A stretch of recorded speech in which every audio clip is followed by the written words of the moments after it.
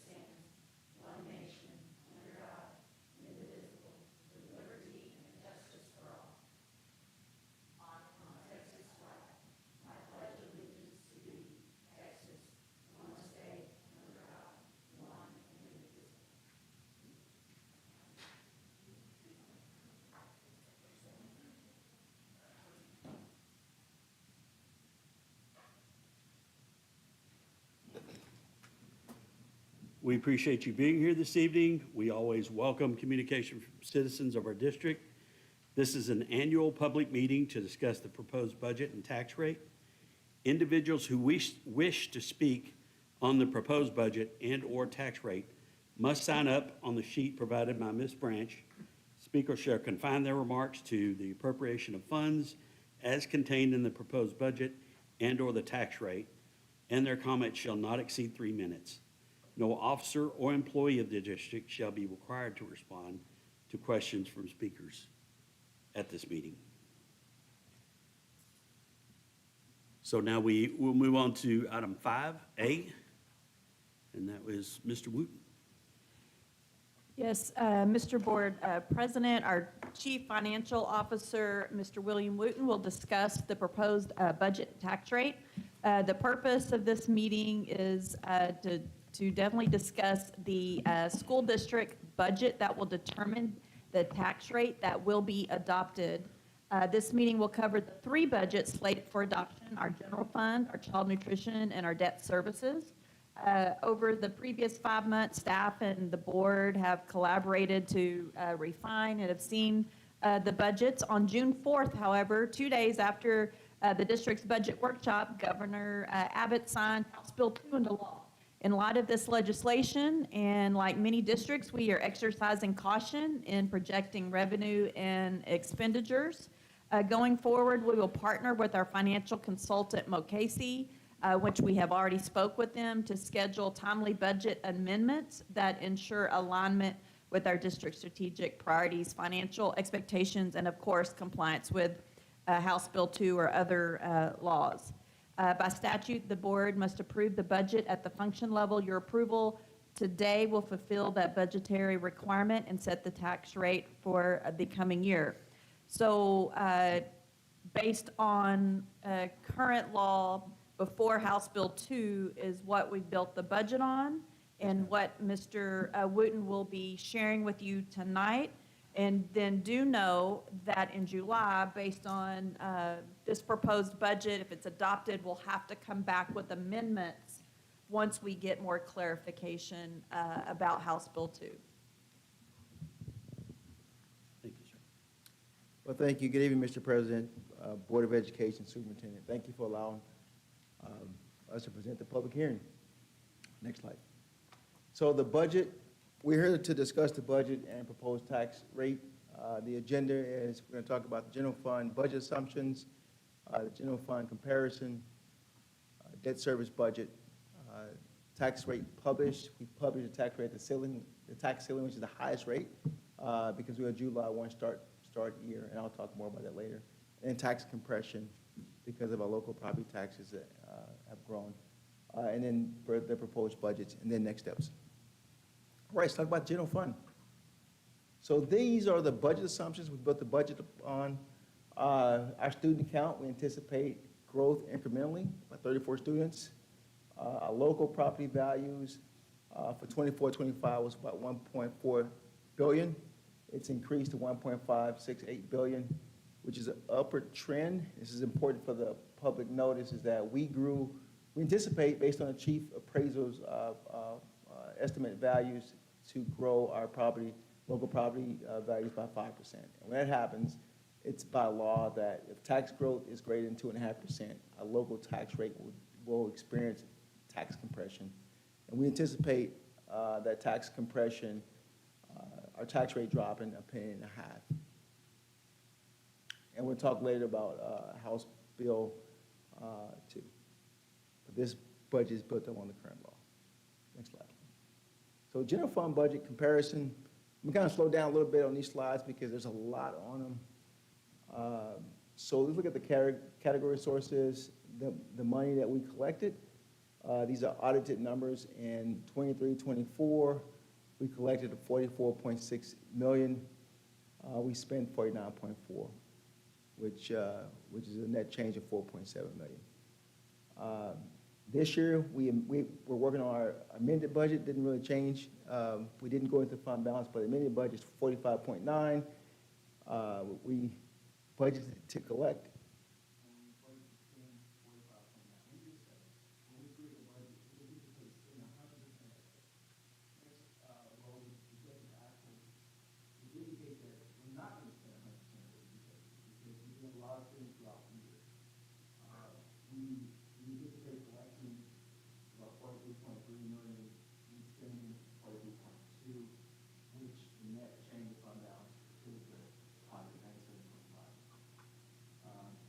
Proposed budget was this year, 25, 26. We anticipate collecting $45.3 million and spending 45.3, with the assumption that we're going to spend 100%. And we're going to get into that later as to why the budget went over. Next slide, please. So this slide compares the actual to actual. Now, these are audited numbers. Last year's audit, 23-24, we collected about $44.6 million. We spent 49.4, which is net change in fund balance, a deficit spend of $4.7 million.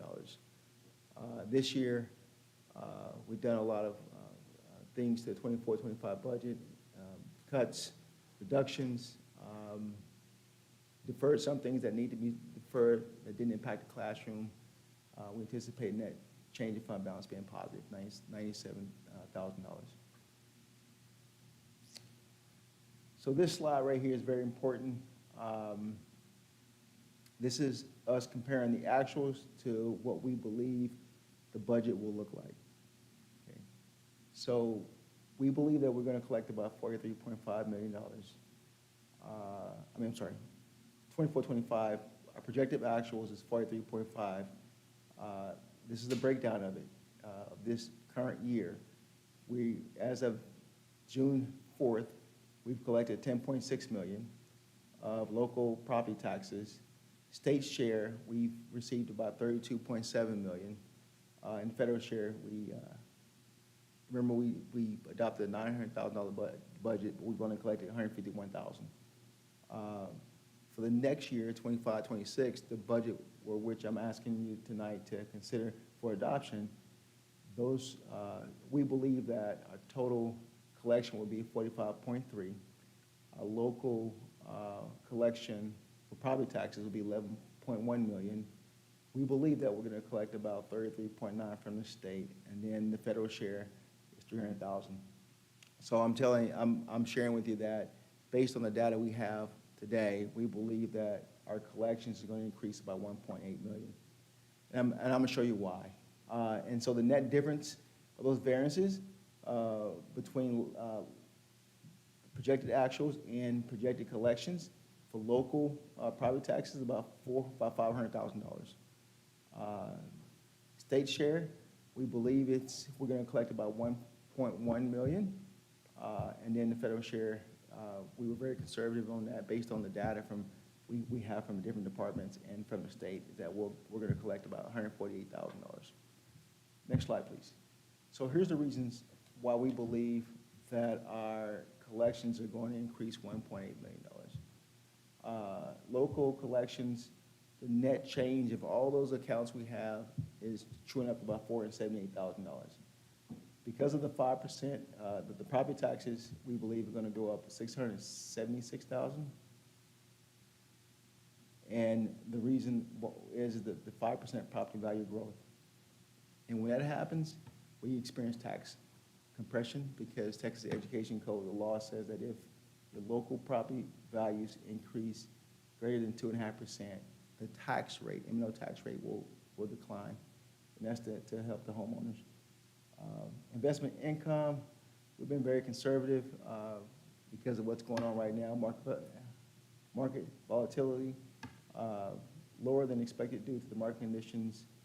Miscellaneous collections, we believe that that's going to drop $168,000. Now, with that being said, it's hard to know what we're going to collect in gate fees. It's hard, based on projections, hard to know rentals or miscellaneous income. And so that number will probably be better than $168,000, but that's just the number that I felt safe projecting with the anticipation that we will receive more money.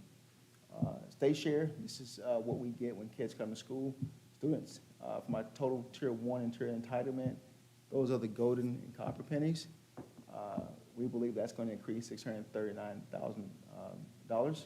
We anticipate an ADE increase of about 75 to 100 students. Teacher incentive allotment, that's fairly new. In August, we're going to be paying teachers out for their, I forgot how you say it.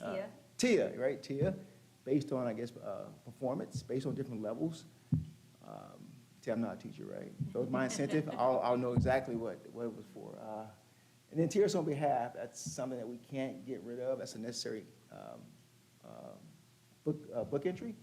Right now, we still have one more payroll left. And so this is based on with the one more payroll left, that we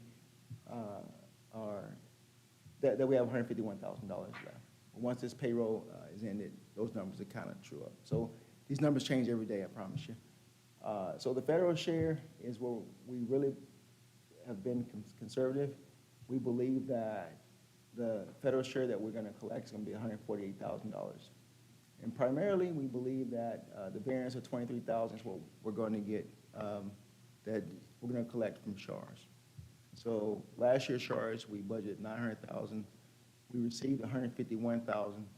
And so we increased our collections here slightly above what we received this year. So indirect cost is a new collection stream. Last year we didn't collect on indirect costs from the different grants that we operate.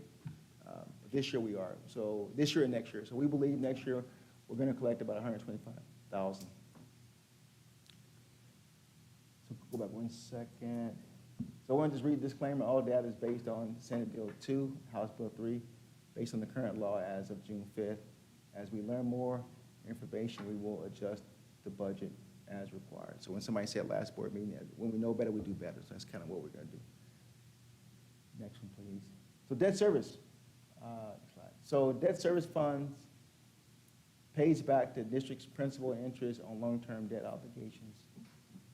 Primary source of collection is property taxes. Proposed interest and sinking tax rate is 50 cents per $100 valuation. This is primarily the same tax rate we had last year.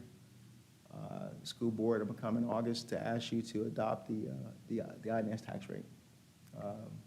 Actually, the total tax rate. And then the current bond rating right now, we're Moody's A3, which is upper medium grade.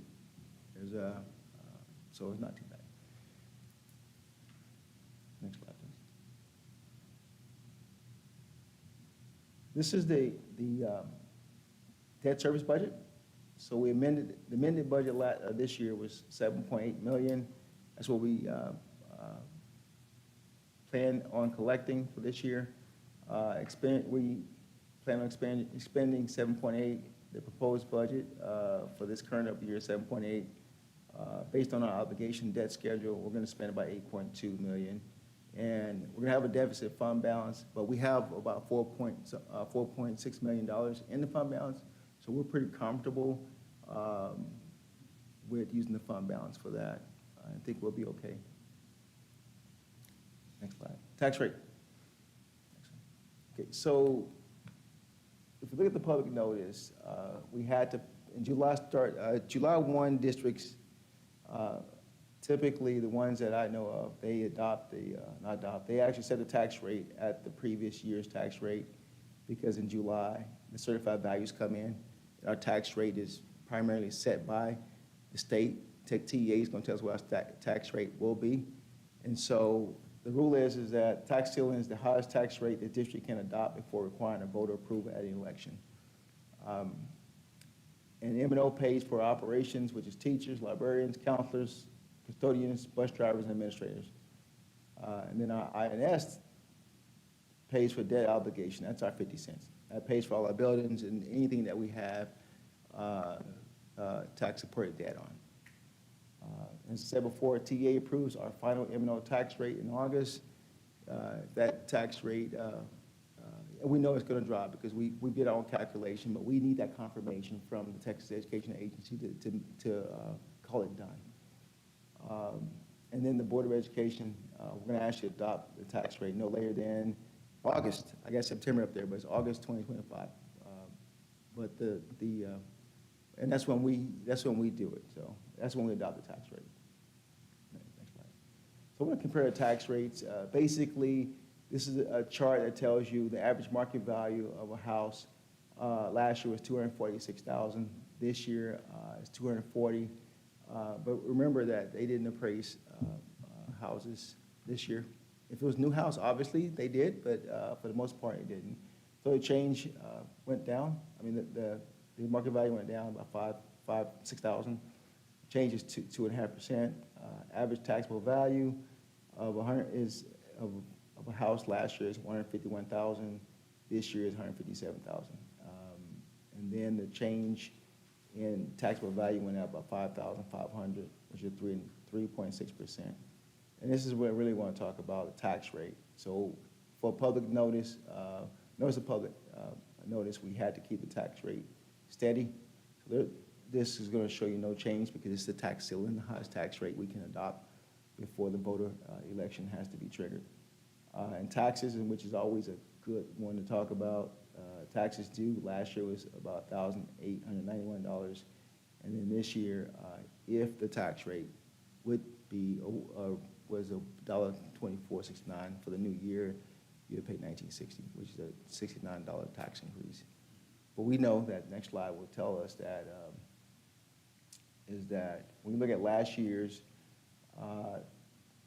data to this year's data, last year, we're going straight to tax rate, the third bullet, is this year, last year's $1.24. We believe based on the models financial tax models that we've ran with our consultants and among myself, is that we're going to experience compression, which is a dollar. Which is a penny and a half, which is significant. And so your tax rate would have been 69, but it's going to drop to 46, additional to your bill.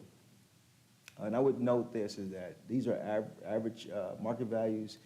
There's obviously some houses that are 200,000. There's also some that are $1 million. And so it takes the average of these houses and math them up.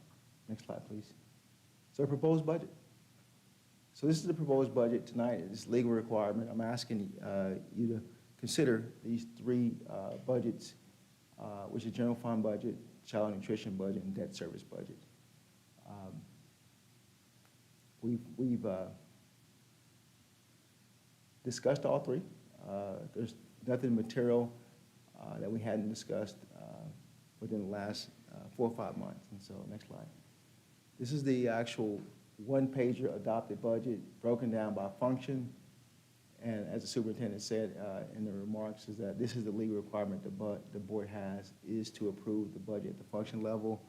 My eyes are bad, but the bottom line is that the general fund is a balanced budget, despite the, and there's a lot of things that we can talk about, but the superintendent, when I first got her direction was to true up the current year budgets before we move on to the next year's budget. And this budget, we worked really hard.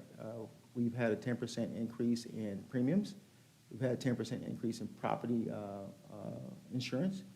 We have had a 3% increase in utilities. And we also cut the actual departments and campuses by 10%. And so there's a lot to go into these budgets, and so it was a team effort. And then child nutrition is pretty much is based on students and what they eat every day. That's how we get paid. And then debt service is going to go in the deficit, $388,000. And what's another legal requirement is that showing you the fund balance. We think that in our general fund balance is that we're not going to dip into the fund balance. Based on the data that we have as of June 4th, June 5th, child nutrition fund balance looks pretty good. And debt service, as you see, we have a $4.7 million fund balance. I'm sorry about that. Next slide. Here's the next steps in the budget timeline. Basically, we're going to come back in July and talk about the July 2025 certified values.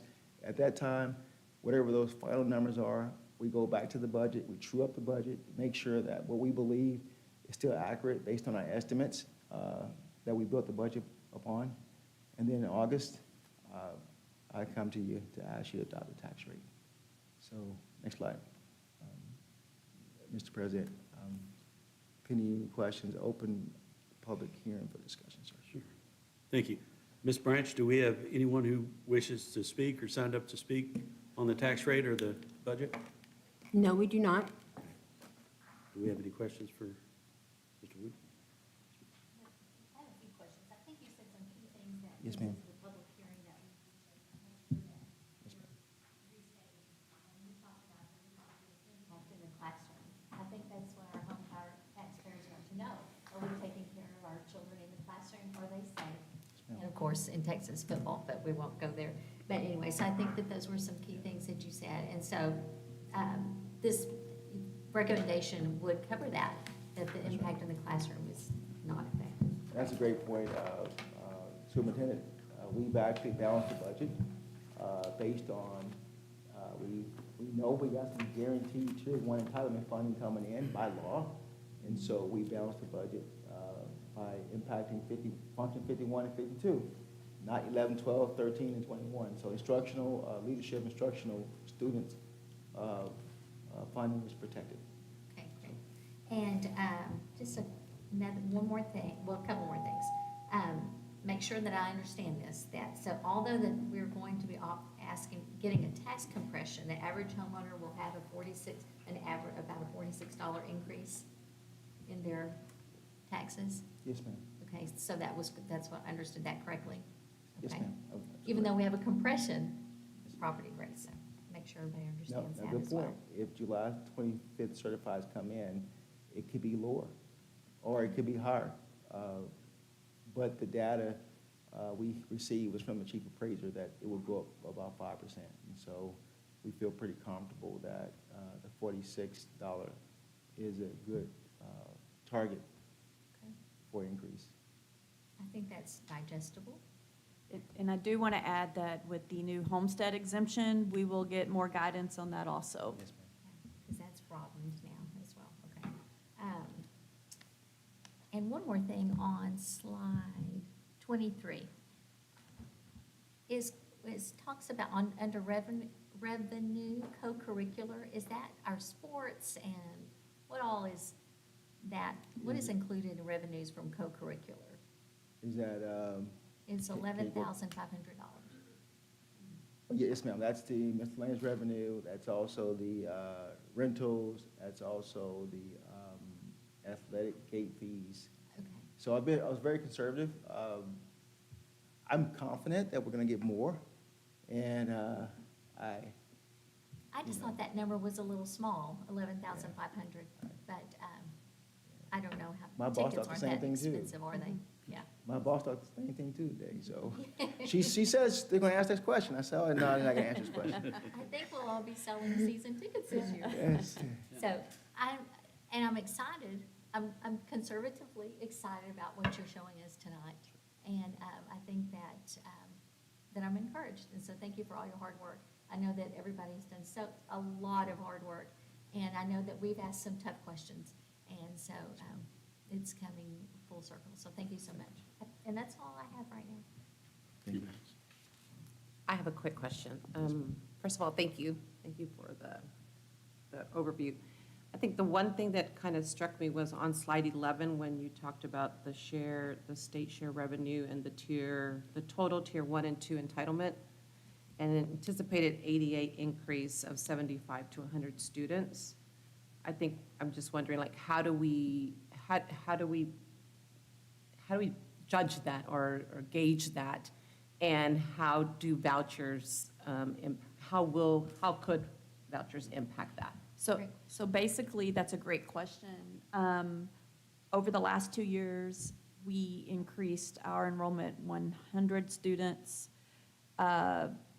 each year for the last 2 years. And so we anticipate 34 students, but we actually did not really put a lot of weight on that. But we are, because we have increased 200 students over 2 years, that we do feel that we're going to continue to increase just because of the interest in some of the programs that we have that other surrounding districts do not have. As a matter of fact, I'll say that as far as enrollment, I have parents calling my office wanting to transfer, some of their students to our district. And so, we have to look at, are we able to provide room in our school? So I do feel that because of, and they're coming because some of the programming that we put in place, are after-school programs, the summer programs. So I feel that it is a good estimate. And just as Mr. Wooten said, this isn't something that you just look at once a year, like I think previously. Notice that every month,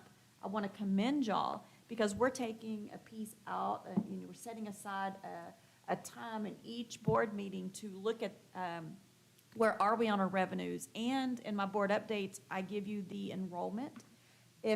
So every week, we actually take the snapshot of the enrollment.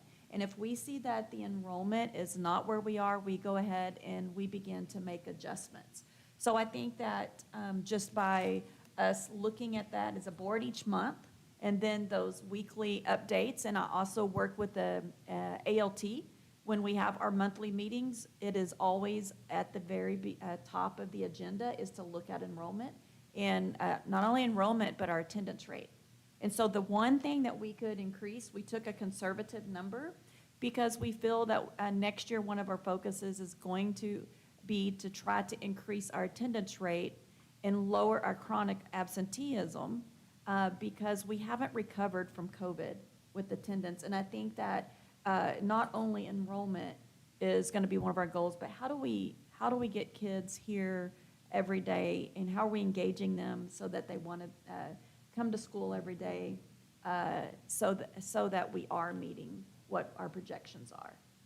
So that's a great question. And then just to piggyback on that, I know early on, you talked about, when we were talking about advocacy, and we talked about secondary ADA, right? Additional day funding. Have we heard anything on that? Yes, and I have some very exciting news. When I go over the calendar, I'll be able to go in depth on that, and I'll think that you guys will be very excited about what I'll be able to share with you. I have one quick question. Yes, ma'am. Also on slide 11, the indirect cost collection, what I understood was that you said it wasn't collected last year. Is that money we left sitting on the table, or could you explain that?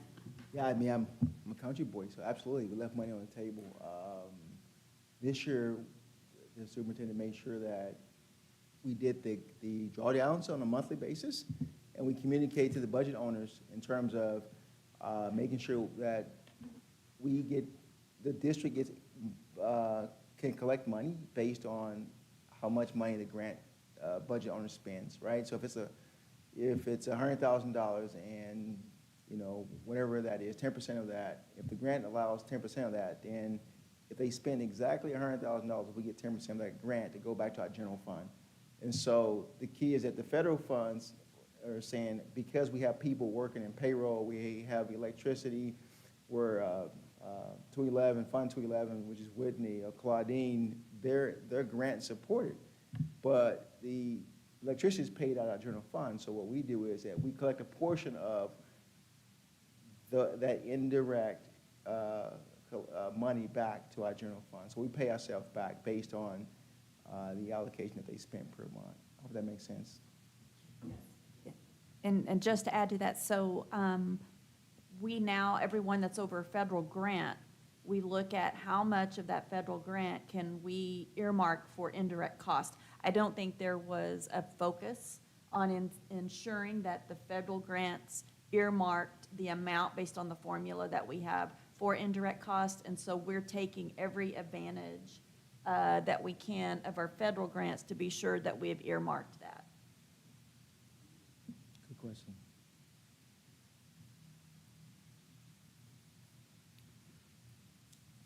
I move we adjourn. Hearing no objection, we stand adjourned at 6:31 PM. Thank you, guys. Thank you very much. Thank you, sir. Thank you.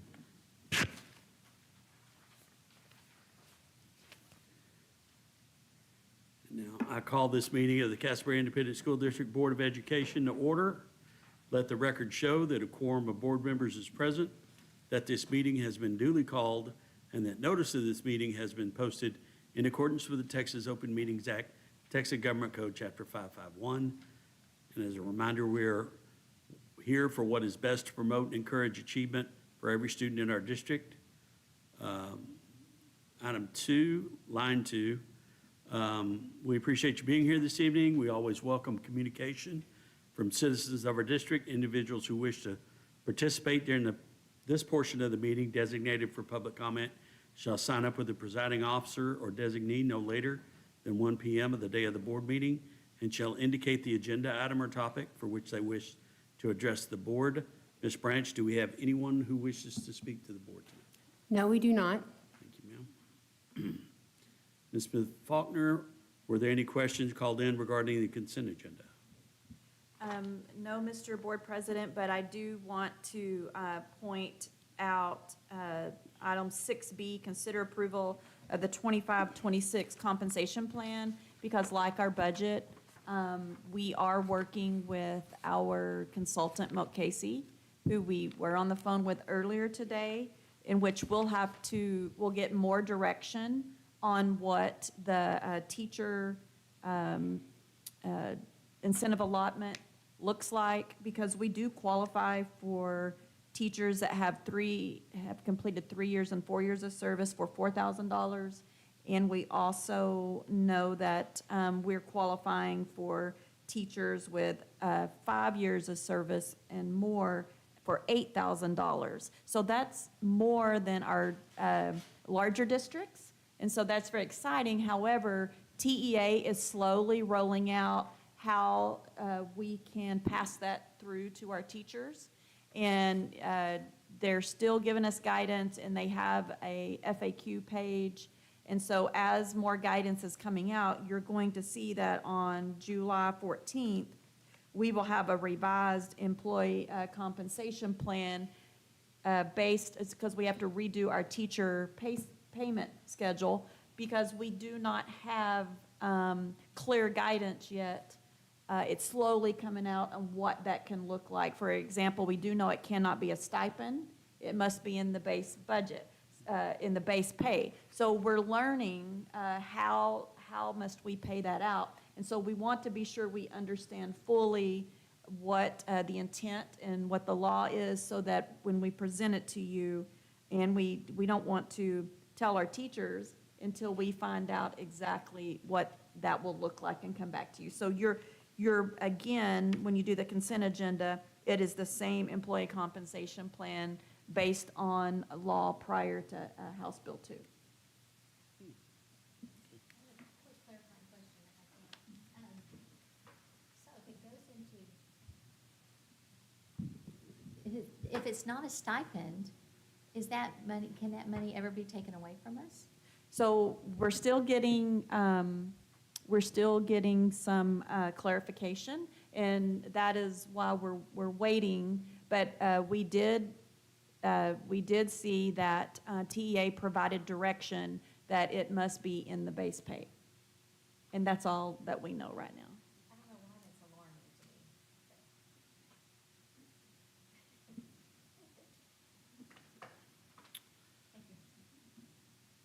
to me. On to item 4A, discussion on House Bill 2. Mr. Wooten? Yes, Mr. Board President, Mr. Wooten, our Chief Financial Officer, will review the differences between the current proposed budget under law prior to House Bill 2 provisions that was signed by Governor Abbott on June 4th. And our proposals, there are some very limited ways that we can utilize our funding, and we also have some proposed numbers that have been given to us from our consultant. And Mr. Wooten will share what we know so far based on the proposed budget. Thank you, Mr. President, Board of Education, Superintendent. Basically, what the superintendent said, there's not a lot that we know other than the FAQs just came out this past weekend. We did talk to Mo Casey, the consultants, and they recommended that we wait for more guidance from TEA. And so we're still waiting on the guidance. But what we do know is that we do know basically an estimate of what our allocation looks like. I'm gonna pull up this budget here. This is the House Bill 2 budget based on the ledge. Is that when we look at the general fund, we look at the local sources, we still scheduled to get 11.1 million. Let me just get down to what we're gonna, the actual new revenue is House Bill 2. New M&O collections above current law, it's about $3,065,000. Now, what is that $3,065,000 true up to? If we scroll down to the bottom, it says other sources and uses, House Bill 2. We know that we're estimated to receive for the teacher allotment about $1.4 million. And then the support staff retention is about $134,000. And as it relates to the allotment for TRS, because when you increase staff compensation, TRS also increases. That's guaranteed funding of $188,000.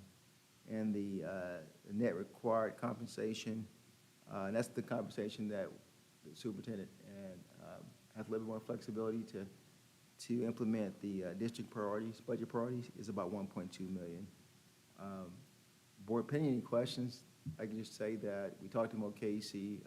Mo Casey was adamant about TASBO, TASA. There's not a lot of information out there. Last week, it was like everybody was crickets, right? And so what districts are doing, I've talked to Houston CFO, I've talked to Meander CFO, and they're waiting until July, until they get more guidance to do amendments to the actual budget. So some places are giving raises, some of them are saying, hey, we're gonna find out if we're gonna truly get this money, number one. We know it's law, but it's almost like if it's not in the bank account, and it's not, the check's not written, we kind of put a pause on it, right? And so the superintendent has decided to be optimistically cautious, which most superintendents out there are doing, because we don't want to move too fast until we get the right guidance. And so truthfully, that's all we can say about the House Bill 2 until we get more guidance, so. Can I clarify something Yes, to ma'am. Mr. Wooten? Is that in the 1.2 million, there are also certain allotments we provided. You know, the teacher retention allotment is over half of the funding, and then the support staff allotment. But in addition to that, net required compensation that's left over is the 1.2 million. We do know that some of it is earmarked towards safety, and some of it is an allotment for facilities. Facilities about 400,000, so that is going to help us with our facility as far as replacement plan, our utilities, things like that.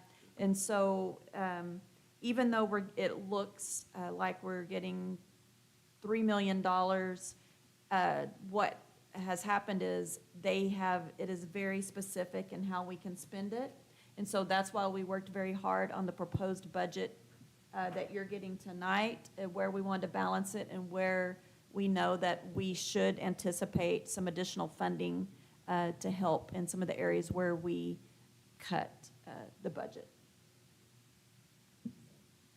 Just to clarify, you said part of the $400,000 for the facility money would go towards utilities? Yeah, so it's a facility allotment that can go through improving our facilities, like HVAC, insurance, utilities for the facility. So we're still, again, looking at exactly how we generated that, and that's part of the 1.2 million. So again, very specific how we generated that for that and for safety funding.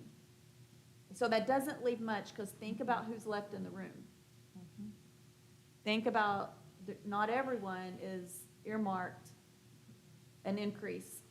And so, anyway, when you get the compensation plan, we will have to look at what's left and propose it to you in July. And the TIA money is in the teacher retention allotment? Is that where that's not even here? No, the teachers have already generated the TIA funds on their designations, and we'll get it and settle up in September. So And it's not- about $400,000 for teachers. So they'll get the allotment, plus Plus. they will get the TIA funds. Okay, I think that was my question. Thank you.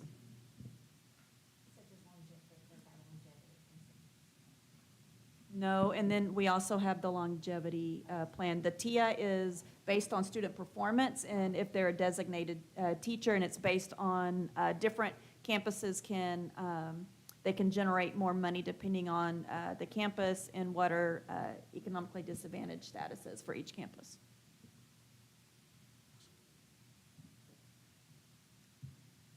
Any other questions? Just one more question. So when you come back to us, will we still have a balanced budget, or do we anticipate there being a deficit budget? No, again, we want to commend the board and the work of Mr. Wooten and the budget managers, because we cannot go into a deficit budget because we need to build back our fund balance. I think that's great. You won't see a deficit budget. Thank you. Thank you, sir. Thank you, guys.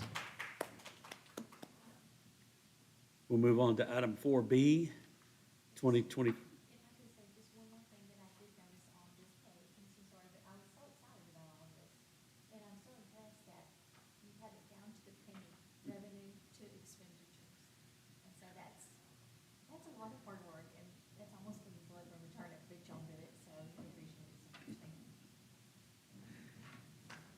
Now on to item 4B, 2025-2026 district calendar draft, 175 days. This is very exciting to me because we have been working on this. So you should have a paper copy of the adopted budget that has 180 calendared instructional days. And then you should have one at the top that says 175 instructional days. So what's exciting about this is that being an additional day school year district, we, in order to receive the ADA funding for summer and Saturday schools, we had to have 180 instructional days. And what happened is that meant that some of the professional learning at the beginning of the year days had to be eliminated. And we didn't have as many days throughout the year that we could be flexible with because our teachers are 189 work days and our kids are coming 180 days. And so one thing that I spoke with to the commissioner is when asked how can we improve this, one suggestion is if we could if they could change the amount of days that we were mandated and it be 175, that would give us time for professional learning and, with our teachers. The other thing is because we we only get funding for our, up through 5th grade. We said, but our 6th, 7th, and 8th graders need acceleration too. As a matter of fact, if you look at most middle schools, that's where students need the most acceleration. So I said, it would be great, we're already having it, if we could receive funding for that. And not only does the half of the ADA funding, it provides teachers, but there's total cost of ownership for your facilities. We're having to run, air conditioning. We have support staff that we need. That's really, it makes it very difficult for districts to implement that, especially with a top budget. And so that was listened to by several people, many conversations later. And so it was very exciting to see that in House Bill 2, that was signed. There were 3 great things that happened. Number 1, it is now 175 instructional days, and I'm going to show you how that impacts such a positive plan. I've already met with ALT last Thursday and put it in front of them for feedback and have some really great ideas. It also allows us to have funding for 6th, 7th, and 8th graders, and we have like 400 students.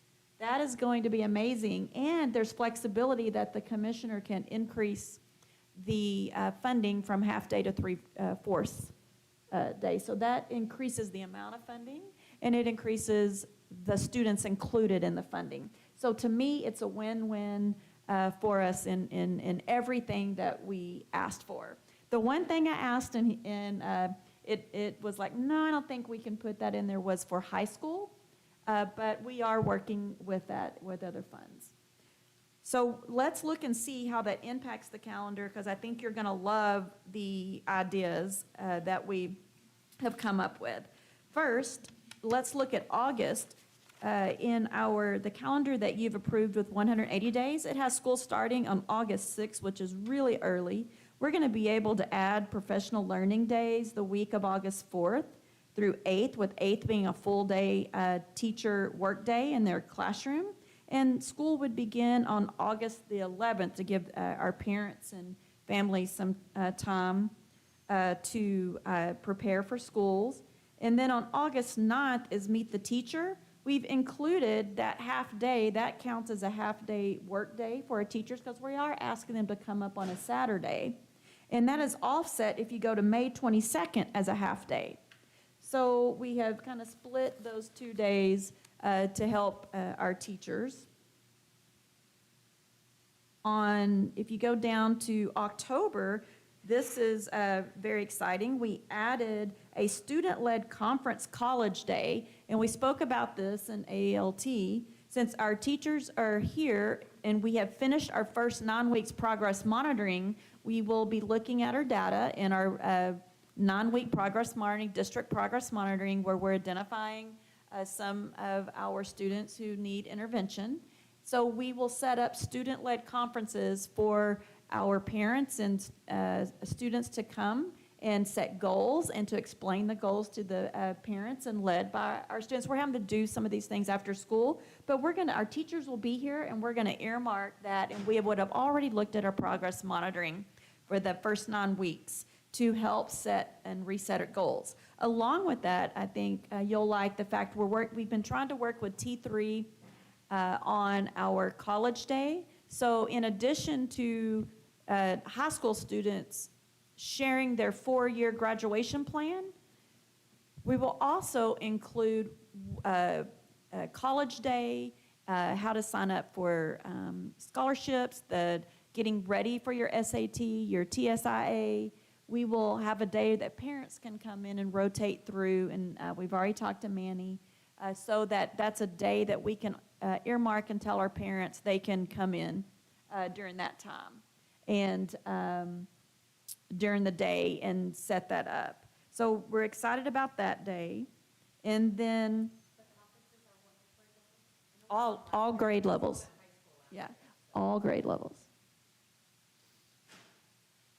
So if you look in February, we have an early release day on February 2nd where we will do more student-led conferences so that we can, through the next progress monitoring, we will be able to talk to our parents about Saturday school and summer programming. And again, they'll look at their goals and have they met their goals? Do we need to reset new goals?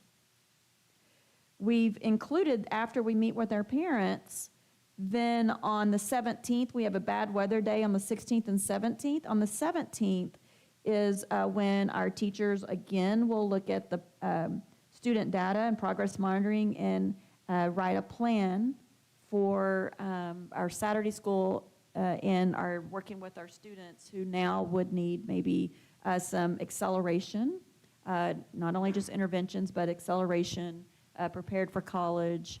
So it'd kind of be like another October 27th day with some professional learning. And then school, the last day of school will be May 21st. We'll also have graduation. We've set up the venue for graduation on the 21st. And then the 22nd is that half-day teacher workday. And then we'll begin our summer programming on Wednesday, the 27th, so that we have less Saturdays and more after June and May and June days, which we know that students, we have a bigger attendance and enrollment during those periods versus Saturdays because baseball starts in March and April, and that interferes with our Saturdays. So very happy about the flexibility in the schedule. And so tomorrow, based on the changes that the local policy allows me authorizes me to approve variations from the board adopted calendar when such changes can be made, I will begin to send out, because we will need to let our parents know, our teachers know of the new start date. We've also looked at special ed. I've asked what impact this might have that we're not thinking of, and so during our ALT meeting, we brainstormed how this is going to impact us, because we've done a lot of planning already, and so we are going to have to make some adjustments to our instructional plans. But we think it is such a positive to give our teachers back some at this time at the beginning of the year that we're going to move forward with that.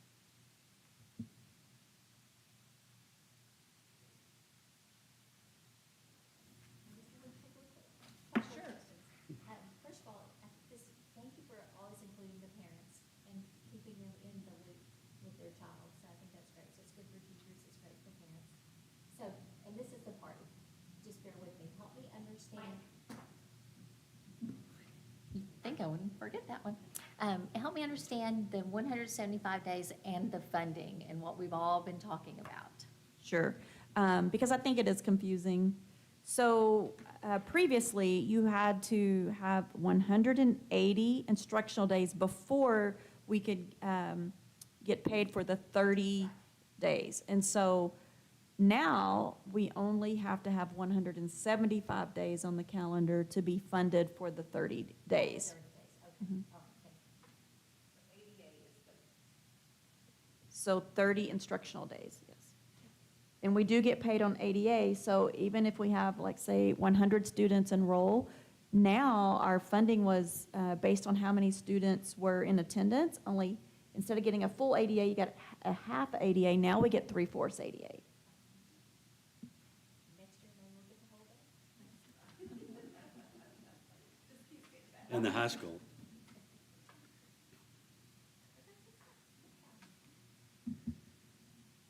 Item 5, at this time, the board will retire to closed session under Texas Government Code Section 551.071 through 551.076 and 551.08 through 551.083 to discuss the items listed on the agenda. The time is 6:54 p.m.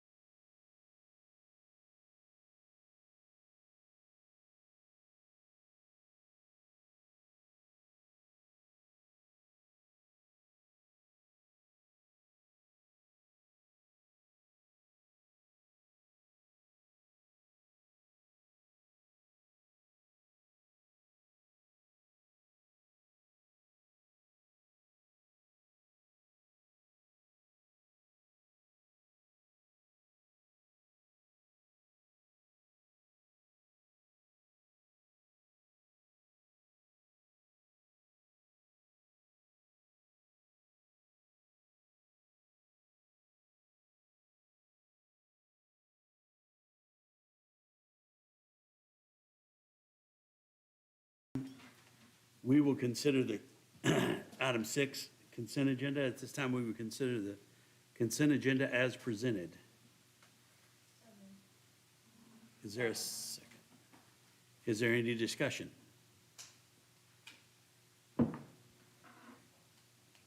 Please indicate your vote. Motion carries 6-0. Item 7, consider adoption of the 2025-2026 fiscal year budget. Is there a motion? Mr. President, I move to adopt the 2025-2026 fiscal year budget as presented. Is there a second? Is there any discussion? Please indicate your vote. Motion carries 6-0. Item 7B, consider approval of the new hire contracts for the 2025-2026 school year. Is there a motion? I move to approve the new hire contracts for the 2025-2026 school year, subject to assignment. Is there a second? I second the motion. Is there any discussion? Please indicate your vote.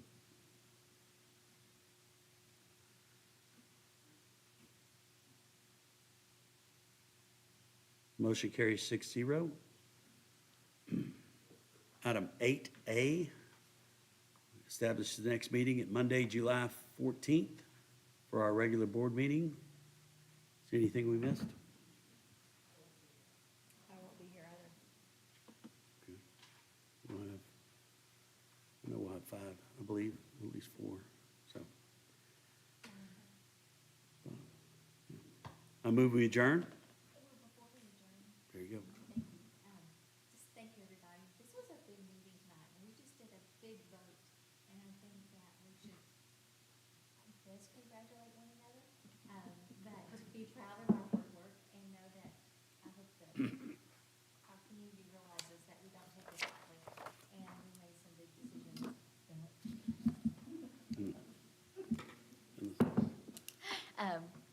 That I think that we should be proud of and optimistic about the future. And so thank you again for your hard work, and thank you, board, for working through these hard times.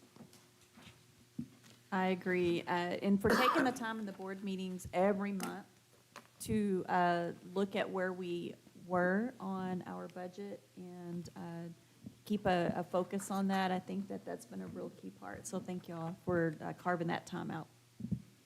And to Mr. Wooten also, and whoever helps him.